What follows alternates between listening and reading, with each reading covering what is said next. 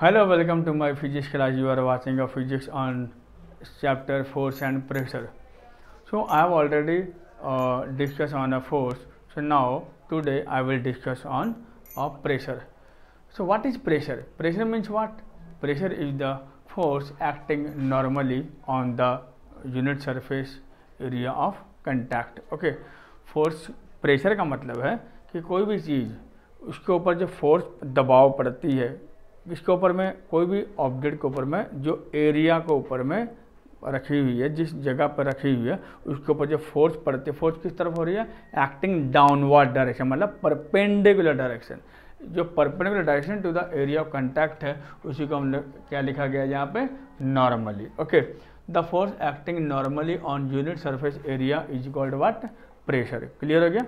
अब देखो, अगर आपसे पूछा जाए कि what is the formula of pressure, तो you must keep in mind unit of pressure is what? F by A. तो अगर एफ बाई ए है, अब आपको ये समझना है कि इसका यूनिट क्या होगा। ये फॉर्मूला है, अब हम बात करेंगे यूनिट ऑफ प्रेशर। तो देखो, unit of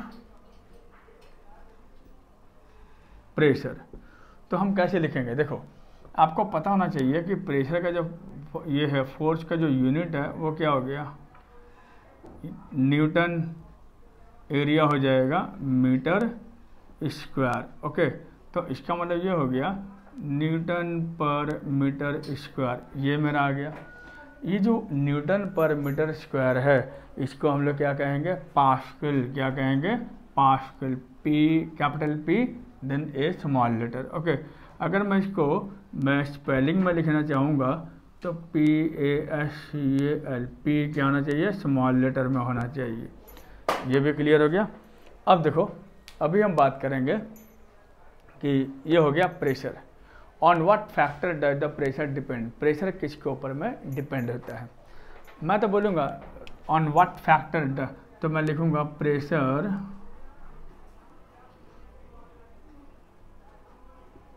depends on, pressure depends on, number A लिख दिया magnitude of force,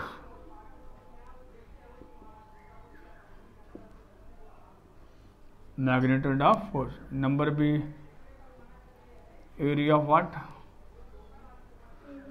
surface of contact. अब देखो, P equal to F by A, मैं अगर P बाई 1 कर, P और F दोनों ऊपर में है तो इसका मतलब ये समझूंगा कि जो the pressure is directly proportional to the force, pressure is directly proportional to the force. This mean that if there is more force then the pressure will also be more. This means that with the increasing in the force the pressure will also be increases. Okay, next is it also depend on area of contact, means the pressure is inversely proportional to the surface area of contact. This means that if the area of the surface of contact is more, then the pressure will what? Decrease. Okay, जितना area बढ़ेगा उतना pressure क्या होगा? कम होगा। जितना area कम होगा उतना pressure क्या होंगे? ज़्यादा होंगे। लेकिन फोर्स जो है, फोर्स जितना बढ़ेगा उतना ही प्रेशर क्या होंगे? ज़्यादा होंगे। क्लियर हो गया? अब देखो, यूनिट भी समझ में आ गया, न्यूटन पर मीटर स्क्वायर है। मैं एक एक्सपेरिमेंट या फिर बताता हूँ। तो मान के चलो कि suppose you know very well that in desert region, तो रेगिस्तान में क्या होते हैं? बालू होते हैं। So it is difficult for us to walk on sand, है ना? हमारे लिए काफ़ी डिफ़िकल्ट है कि हम लोग बालू पे चलने में काफ़ी दिक्कत आती है, प्रॉब्लम्स आते हैं, डिफ़िकल्टी होती है, ठीक है ना? लेकिन जो कैमल है, कैमल से हमसे भी कितना हेवी है, लेकिन but they can walk easily on sand, वो बालू में आराम से चल पाता है। वो वहाँ जहाँ तक कि कैमल जो है वो हॉर्स से भी तेज़ी से दौड़ पाता है। बोलो, क्लियर हो गया? अब देखो, इसका वजह क्या है? इसका वजह यह है कि जो कैमल है, कैमल के जो पैर होते हैं they have broad feet, they have broad feet. अगर उनके पैर ज़्यादा चौड़े होते हैं तो area of surface of contact क्या हो गया, ज़्यादा हो गया। तो ज़्यादा हो गया तो प्रेशर क्या हो जाएगा, कम हो जाएगा। मगर हमारा जो बॉडी का मास है, हमारा बॉडी का मास भले कैमल से कम है, लेकिन सारा बॉडी का मास किसके ऊपर पड़ रहा है, पैर के ऊपर में। तो पैर के ऊपर में जो पड़, तो area of surface of contact on sand जो है वो क्या हो गया, कम पड़ गया। तो जिसके चलते प्रेशर क्या हो जाता है, ज़्यादा हो जाता है। यही वजह है कि कैमल आसानी से बालू में चल पाता है, हम लोग के लिए थोड़ा मुश्किल। It is difficult for us to walk on sand whereas camel can run easily on sand as compare to horse. Okay, मैं अभी और भी 2-3 एग्जाम्पल अभी मैं बोलने जाऊँगा, ध्यान से रखोगे।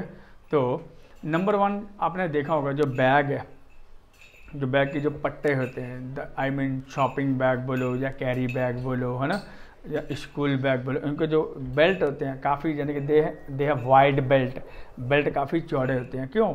सो this is to increase the surface area of contact, जिसके चलते क्या होता है, सरफेस एरिया जो होते हैं वो बढ़ जाता है।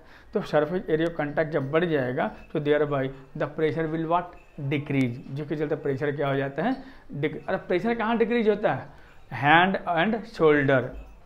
कैरी बैग पकड़ेंगे तो हाथ से, और शोल्डर से होगा तो क्या होगा, स्कूल का बैग, है ना। तो प्रेशर क्या होता है, कम पड़ता है। फिर आ जाओ, it is easily to cut a fruit with a knife, है ना। नाइफ का जो सामने काफ़ी तीखी होती है, तो एरिया क्या हो गया, कम हो गया। एरिया कम होगा तो प्रेशर क्या होगा, ज़्यादा होगा। अगर बिना धार वाले चाकू लेंगे तो उसमें काटना क्या होगा, मुश्किल हो जाए, क्योंकि उसमें एरिया क्या है, ज़्यादा है। एरिया ज़्यादा होगा तो प्रेशर क्या होगा, कम पड़ेगा। तो ऐसे चाकू से काटना मुश्किल हो जाता है। जो धार वाले जो चाकू होते हैं उससे सब्जी काटना आसानी होती है। क्लियर हो गया। नेक्स्ट आ जाओ, जो नेल होते हैं, पिन, ऑल पिन बोलो, थम पिन बोलो, they have pointed tips and flat head. देखो जो पिन होते हैं वो, देखो ये फ्लैट है, ये हेड है, और पॉइंट कैसे, देखो ऐसे होते हैं, आप देखो ना ब्रेक, अच्छा पॉइंटेड होता है। ये पॉइंटेड होने से क्या होता है, अगर बाई चांस हम लोग हथौड़े से मारते हैं ऐसे, तो ये आसानी से क्या होता है, ये लकड़ी के अंदर में घुस जाती है। तो इसको ना when a force is applied on a head, the pressure exerted on the tip, due to small area is so large so that it help the pin easily penetrate to a surface, to a wood। Clear हो गया। तो ये सब है। तो next हम फिर बाद में फिर हम बात करेंगे। आज इतना ही हो गया प्रेशर और यूनिट, और थोड़ा एक्सपेरिमेंट भी मैंने आपको बता दिया बैग के ऊपर में, और जो एक्सपेरिमेंटल का जो है वो हम नेक्स्ट क्लास में बताएंगे। तब तक बाय बाय।